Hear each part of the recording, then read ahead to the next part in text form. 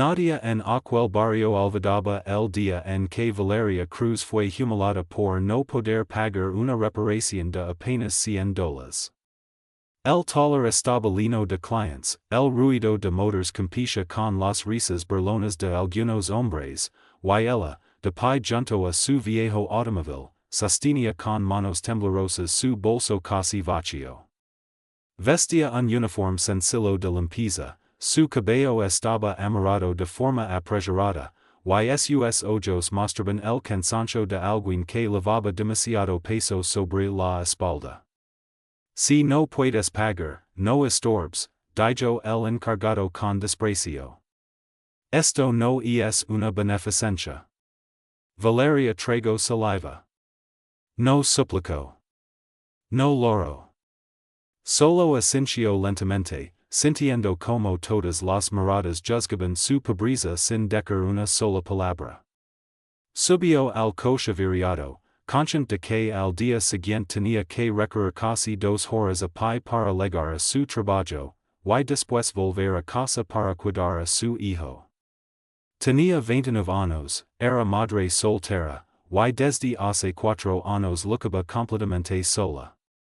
El padre del niño había desaparecido sin dejar más que deudas y promesas rotas. Desde entonces, Valeria limpiaba casas por la mañana, trabajaba en un pequeño restaurante por la noche, y dormía apenas 4 horas al día. Todo por su hijo, Mateo, de 5 años, su razón para no rendirse. Aquella misma noche, bajo una tormenta intensa, el automóvil de Valeria se apagó por completo a 3 calles de su casa. La lluvia la empapó en segundos. Mateo dormía en el asiento trasero, abrazando su mochila escolar. Valeria apretó el volante, reprimiendo un celoso. Por favor, no ahora, susurró. Fue entonces cuando apareció un hombre bajo la lluvia. Vestía ropa de trabajo manchada de grasa, llevaba una linterna en la mano y tenía el rostro sereno. ¿Problemas con el carro? Preguntó con voz tranquila. Valeria dudó. En su mundo, aceptar ayuda casi siempre tenía un precio oculto. No tengo dinero, respondió con franqueza. El hombre sonrió levemente. No te pedí dinero. Solo abrí el cofre. En apenas 10 minutos, con movimientos expertos y simples, logró que el motor encendiera. Valeria lo miró como si hubiera hecho magia. No sé cómo agradecerte. Con tal de que leguina casa seguros, ya es suficiente. Antes de irse, él solo dijo su nombre, Daniel. Why nada más? Aquella noche, Valeria no imaginaba que ese encuentro cambiaría su vida para siempre. Durante las siguientes semanas, Valeria empezó a ver a Daniel con frecuencia. Descubrió que trabajaba como mecánico en un taller pequeño al otro lado del barrio.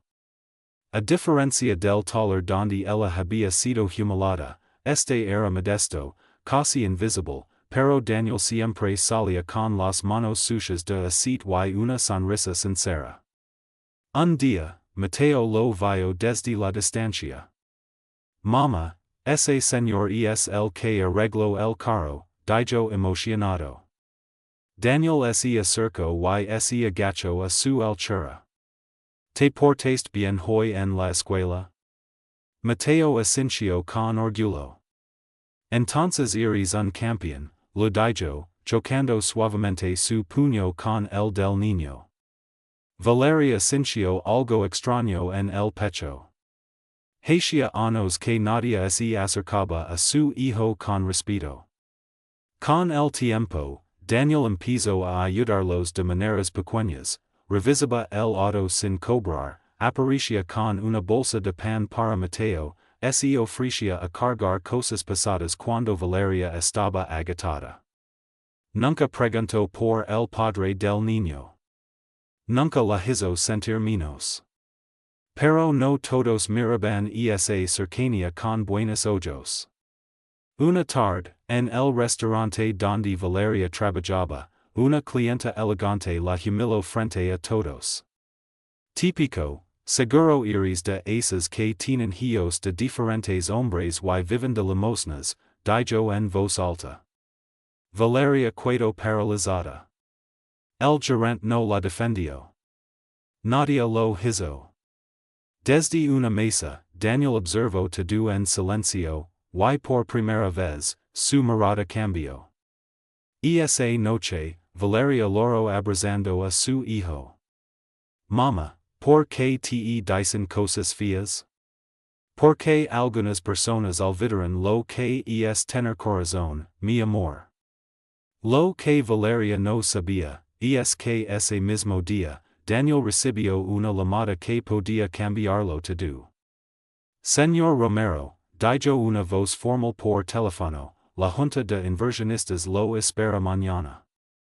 El proyecto del nuevo complejo será anunciado oficialmente. Usted ya es el único dueño mayoritario. Daniel cerró los ojos. Él no era un simple mecánico. Era el CEO multimillonario de una corporación automotriz internacional. Y nadie, absolutamente nadie en aquel barrio pobre, tenía idea de quién era realmente. Valeria jamás olvidaría aquella tarde en el restaurante. El local estaba lleno, el ruido de cubiertos chocaba con las conversaciones, y ella se movía rápido entre las mesas, lavando platos, limpiando, sonriendo por obligación. El dueño, un hombre frío llamado Esteban, observaba cada movimiento con rostro de desprecio. Cuando Daniel entró al restaurante con ropa de trabajo, manchada de grasa, varias personas lo miraron con desdén. Se sentó en una mesa discreta, esperando a Valeria sin decir su nombre en voz alta para no causar problemas. Pero Esteban lo notó de inmediato. Aquí no atendemos a vagos, dijo en voz alta, humilándolo frente a todos. Si no vas a consumir algo decente, largate. El salón quedó en silencio. Valeria sintió que el corazón se le detenía. Daniel se levantó lentamente, sin discutir, sin gritar. Solo dejó un billet sobre la mesa y se marchó bajo miradas críticas. Cuando Valeria intentó defenderlo, Esteban fue aún más cruel. ¿Te duele que humilen a tu novio mecánico? Recuerda quién te de comer, escupió. Esa noche, al llegar a casa, Mateo comenzó a sentirse mal. Tenía fiebre alta, su respiración era débil, su pequeño cuerpo ardía. Valeria entró en pánico. No tenía dinero para hospital privado, y el hospital público estaba saturado. Cargó a su hijo en brazos, temblando de miedo, caminando bajo la oscuridad hasta que un auto se detuvo a su lado. Era Daniel. Sub, dijo sin hacer preguntas. En urgencias, un médico habló con tono frío. El niño tiene una infección grave. Necesita tratamiento inmediato que supera lo que cubra el seguro básico. Valeria sintió que el mundo se le derrumbaba. Se arrodilló, suplicando entre lágrimas. Pero nadie se conmovía. Ella era solo una madre pobre más. Minutos después, sin que Valeria lo supiera, el director del hospital recibió una llamada que lo dejó pálido. En cuestión de segundos, Mateo fue trasladado a la mejor sala, con especialistas a su alrededor, sin costos, sin explicaciones. Valeria no entendía nada. Daniel solo estaba de pie, en silencio, mirando a Mateo con una expresión llena de culpa y amor. ¿Cómo hiciste eso? Susurró ella. A veces, la gente buena también recibe milagros, respondió él. Pero esa misma noche, una enfermera lo mostró a Valeria un documento por error, y un nombre apareció impreso como responsable total de los gastos, Daniel Romero Enterprises. Y en ese instante, Valeria empezó a sospechar que el hombre que amaba no era quien parecía ser. Desde aquella noche en el hospital, La Paz había abandonado por completo el corazón de Valeria. Mateo se recuperaba lentamente, dormía conectado a máquinas que ella ni siquiera sabía nombrar, y cada pitido del monitor lo recordaba lo frágil que era su mundo. Pero la mayor herida no estaba en su hijo, estaba en su mente. El nombre que había visto en el formulario no dejaba de perseguirla, Daniel Romero Enterprises. Cada vez que Daniel entraba a la habitación con su sonrisa tranquila, Valeria sentía que estaba mirando a un extraño. Al tercer día, mientras Daniel había salido a trabajar, Valeria encendió su viejo celular con manos temblorosas. Buscó el nombre una sola vez. Bastó un segundo para que todo su mundo volviera a derrumbarse. Titulares, edificios, revistas económicas, fotos en eventos de lujo. Daniel Romero, fundador de uno de los grupos automotrices más poderosos del país. El mismo hombre que barría el suelo del taller. El mismo que arreglaba su coche gratis. El mismo que ahora financió sin dudar la vida de su hijo. Cuando Daniel regresó esa noche, Valeria ya no lloraba. Estaba sentada, rígida, con el teléfono en la mano. ¿Cuánto tiempo ibas a seguir mintiéndome? Preguntó sin levantar la voz. Daniel se quedó inmóvil. Ya no había escapatoria. Intentó hablar, pero ella lo detuvo. No me debes explicaciones como millonario, me las debes como hombre. Él confesó todo. El origen humilde, la fortuna, el disfraz de mecánico, su necesidad de ser tratado como una persona y no como una billetera. Dijo que jamás planeó enamorarse. Dijo que jamás quiso lastimarla. Pero para Valeria, la herida era profunda. Mientras tú llegabas a ser pobre, yo luchaba para que mi hijo comiera, susurró con el alma rota. La discusión terminó con silencio. Uno que dolía más que cualquier grito. 2 días después, Mateo fue dado de alta. Daniel quiso acompañarlos, pero Valeria se negó. Necesitaba tiempo. Necesitaba entender que era real y que no. Esa misma tarde, Esteban, el dueño del restaurante, apareció en su puerta con una sonrisa falsa. Escuché que el niño estuvo enfermo, lamento lo ocurrido, dijo. Pero si no vuelves a trabajar mañana, consider it despedida. Valeria sabía que era una amenaza.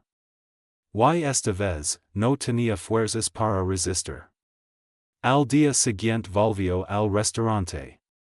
Y lo que no sabía, es que ese mismo día, Daniel tomó la decisión más peligrosa de su vida.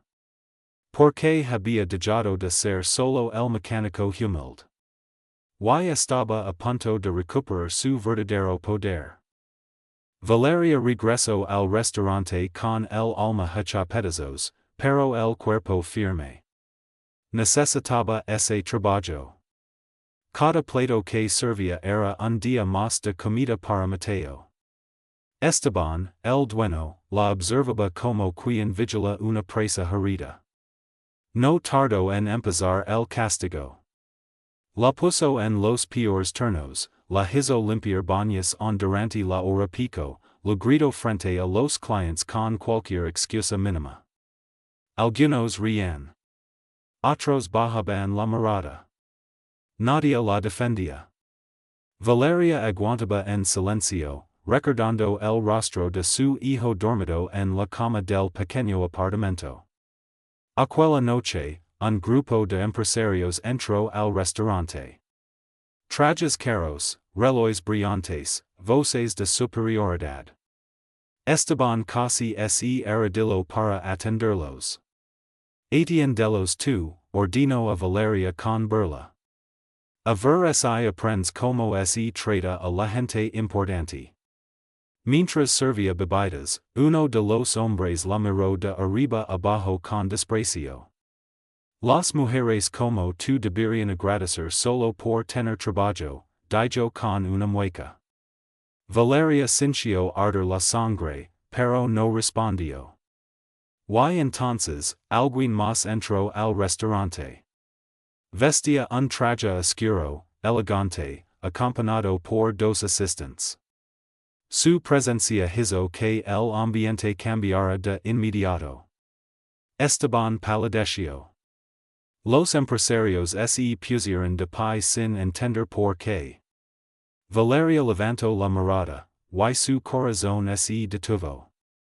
Era Daniel. No el mecánico. No el hombre del taller. Era el empresario que ella había visto en internet. Daniel caminó con calma, pero su mirada era firme, imparable. Se detuvo frente a la mesa donde Valeria era humillada. Disculpe, dijo con voz fría, ¿usted fue quien habló hacia esta mujer? El hombre se quedó sin palabras. Esteban corrió nervioso. Es señor Romero, no sabíamos que usted vendría hoy. Daniel no lo miró aún. Sus ojos seguían fijos en Valeria. Ella es la madre de un niño al que ustedes ignoraron cuando más necesitaba ayuda, dijo. Y también es la mujer más fuerte que he conocido. El restaurante quedó en silencio. Este local es tuyo, ¿verdad, Esteban? Preguntó Daniel lentamente. Es así, claro, con mucho esfuerzo. Interesante, respondió Daniel, porque desde hoy, ya no lo es. Sacó una carpeta. Documentos. Firmas. Transferencias. Tu deuda fue comprada esta mañana. Tus malos tratos también. Estás despedido, dijo sin elevar la voz. Esteban cayó de rodillas. Los empresarios se marcharon sin decir palabra. El karma descendía como una sombra perfecta. Valeria temblaba. Daniel se acercó, pero ella dio un paso atrás. El poder había llegado. La justicia había comenzado. Pero el amor, aún estaba en duda. La noticia corrió por el barrio como un incendio. El restaurante de Esteban había sido embargado, y su humiliación pública se repetía en boca de todos. Algunos celebraban en silencio, otros, los mismos que antes se reían de Valeria, ahora fingían no conocerla. Pero para ella, la victoria no traía paz.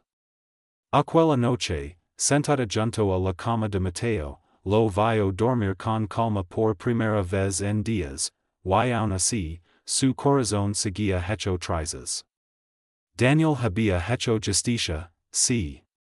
Pero también había confirmado que todo lo que ella temía era verdad, el hombre humilde del que se enamoró nunca existió del todo. Días después, Valeria fue citada a declarar. La investigación reveló que Esteban había explotado a empleados durante años, retenía sueldos, falsificaba contratos y denunciaba a trabajadores indocumentados para no pagarlos. Muchos habían sufrido en silencio por miedo. Cuando Valeria contó su historia, su voz tembló, pero no se quebró. Por primera vez, habló no como víctima, sino como testigo de una verdad que debía salir a la luz. Mientras tanto, la presión mediática cayó sobre Daniel. Los periódicos lo señalaban por haberse infiltrado en la vida de una mujer vulnerable, por haber ocultado su identidad, por manipular la situación. Aunque había hecho el bien, el mundo de los poderosos no perdona errores emocionales. Una mañana, sin previo aviso, una camioneta negra se estacionó frente al apartamento de Valeria. Dos mujeres elegantes bajaron con carpetas en las manos. Representemos a la junta directiva del señor Romero, dijeron con frialdad. Usted y su hijo están en el centro de un riesgo mediático. Queremos ofrecerle una compensación económica a cambio de que se aleje de él. Valeria sintió un golpe en el pecho. No era una oferta. Era una compra. Esa misma noche, buscó a Daniel por última vez. Lo encontró solo, en el taller vacío donde todo había comenzado. Vinieron a pagarme para que te deje, dijo ella sin rodeos. Daniel cerró los ojos, como ella lo supiera. Lo harán una y otra vez, respondió. Porque para ellos, las personas solo son problemas, o inversions. El silencio pasó como una sentencia. Valeria lloró, no de rabia, sino de cansancio. Yo no quiero tu dinero, Daniel, pero tampoco sé si puedo vivir en tu mundo. Mateo dormía en casa. Ella pensó en su seguridad. En su futuro. En lo frágil que era todo. Y esa noche, tomó la decisión más dolorosa de su vida. Alejarse del hombre que amaba, para proteger al hijo que lo era todo. Valeria intentó seguir adelante como si nada hubiera pasado.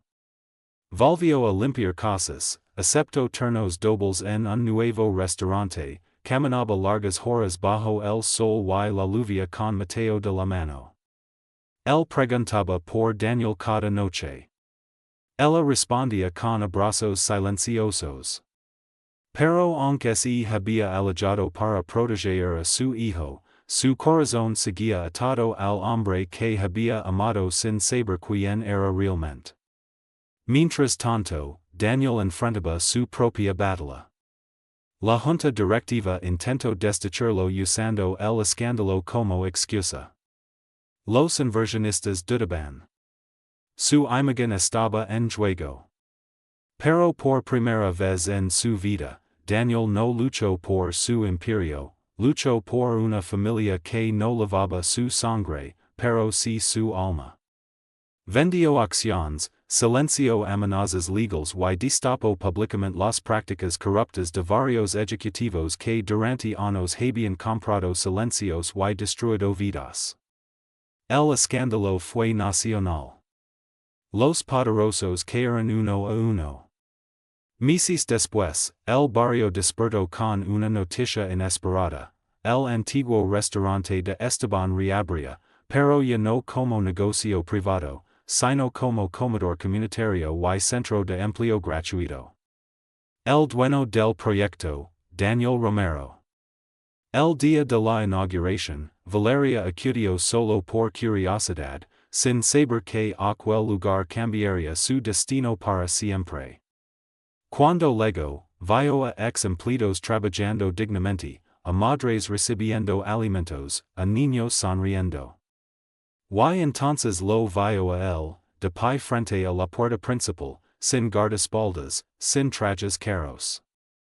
Solo Daniel. No construí esto con dinero, dijo al verla. Lo construí con culpa, amor y verdad. Valeria no respondió de inmediato. Mateo corrió hacia él y lo abrazó con fuerza. Mama, es Daniel. El bueno. Las lágrimas de Valeria cayeron sin permiso. Nunca quis comprarte, susurró Daniel. Quis merecerte. Valeria dio un paso adelante. Luego otro. Y finalmente, lo abrazó. No como al millonario. No como al mecánico. Sino como al hombre que había aprendido a perderlo todo por hacer lo correcto. Ese dia, el barrio aprendió que el respeto no es mendiga, es gana. Que la humiliación no distingue dinero. Y que la verdadera riqueza, es no usar el poder para aplastar, sino para levantar.